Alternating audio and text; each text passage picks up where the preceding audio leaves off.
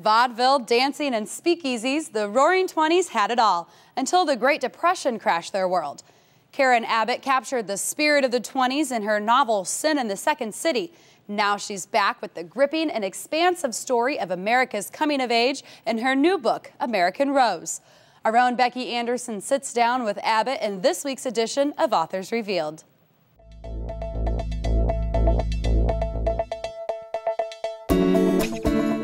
Welcome to Authors Revealed. I'm Becky Anderson. I am so excited. I have one of my favorite nonfiction authors. It's Karen Abbot, the best-selling author of Sin in the Second City. She's here with American Rose, the story of Gypsy Rose Lee.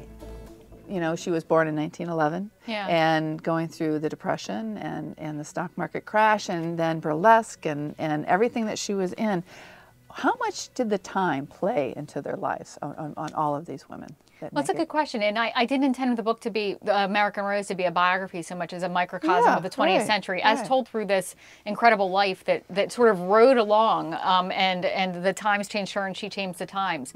And I mean, here she is in 1920s when vaudeville was all the rage, and she got a taste of that, and I think that, and knew that her time was going to come. And you know, in the musical, she's sort of this plucky little kid who's awkward and has no talent and was hustled along by her mother. But Gypsy was a very ambitious woman from the very beginning.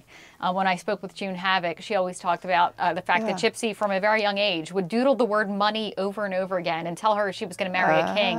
And she is the one who took off, decided to strip. It's always, you know, in the musical, her mother was the one who pushed her into it. But Gypsy had very clear ideas about where to go, and she was quite desperate at the time and knew what she had to do in order to survive. She was subsisting on dog food, and there's actually a year that she doesn't talk about much where she was probably forced to do things against her will. Her son talked to me about that a bit, that she was likely resorted to prostitution just to get by. And so the fact that she was able to reinvent herself and do it through this tumultuous time in America was quite remarkable, and was one of the things that fascinated me about her. Right.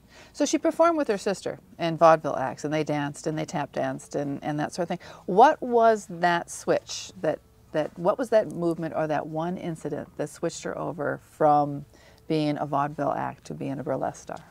Well, vaudeville began dying with the advance of movies. Once 1927 rolled around and we had Al Jolson and the Jazz Singer, and everybody sort of started moving from vaudeville to talkies. You know, vaudeville for a long time was the premier entertainment. It was like the reality TV of the 1920s, full of some really crazy characters. I have video of one of them called The Amazing Regurgitator. And it was really the stock market crash that killed vaudeville, and the fact that the Depression had set in. And the country's mood changed from wanting this sort of sunny, mindless optimism of vaudeville to this more dark, moody burlesque where unemployed men who were depressed could escape. And you know, audience and performer were equally naked and equally vulnerable, and pretty girls were available at burlesque wages. So the whole entertainment in the country shifted with that.